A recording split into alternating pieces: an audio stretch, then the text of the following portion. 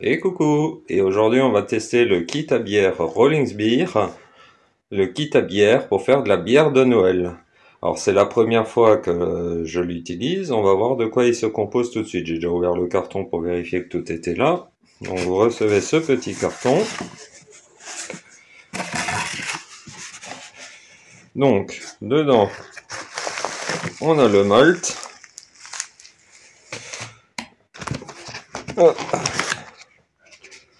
Donc là les houblons et les épices. Je vais les mettre là. Un deuxième sac de malt. Je vais sortir du carton, voilà. Et au fond, la levure. Donc, d'après la recette que j'ai regardée, donc, on a de la Safal T58, c'est le grand classique, hein, je l'ai déjà utilisé dans d'autres vidéos. Les deux sortes de malt. Le premier houblon. Et dans ce sachet, le deuxième houblon avec les épices.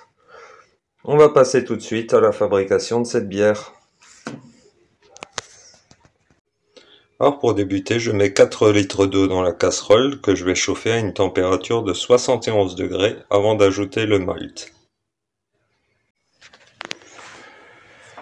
Mon eau est arrivée à 71 degrés, je vais pouvoir incorporer les malts dedans. Alors on va commencer avec le premier.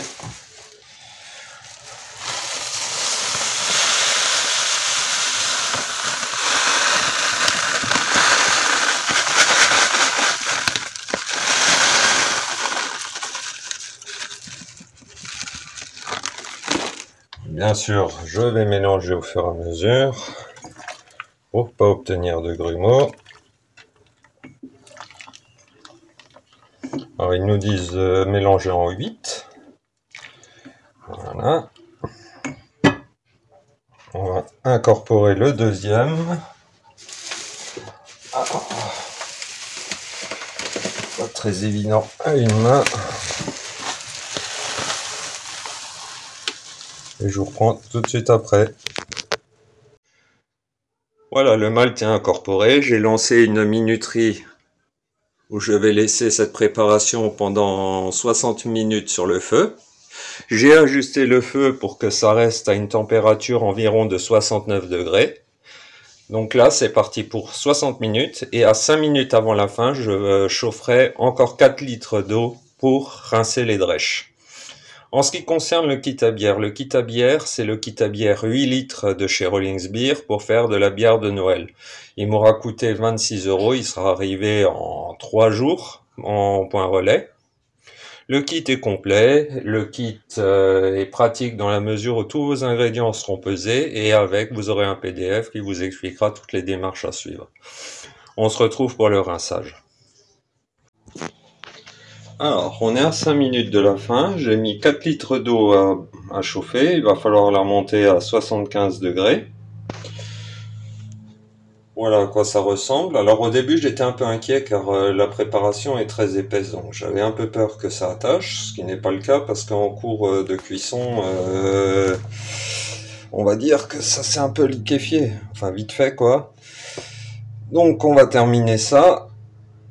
L'eau va me servir à rincer le malt que je vais égoutter. Donc on va se retrouver dans très peu pour le rinçage. Pour le rinçage, j'ai mis donc ma préparation que je viens de chauffer dans la passoire pour la faire égoutter. Et sur la passoire, en fait, je vais verser l'eau chaude que j'ai chauffée au préalable à 75 degrés. Pour rincer les drèches, je vais devoir faire ça en plusieurs fois, comme vous pouvez le voir.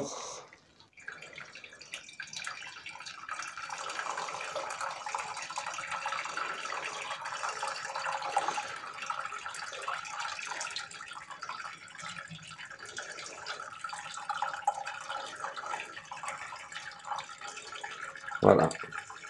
Et on se retrouve à la fin de la filtration.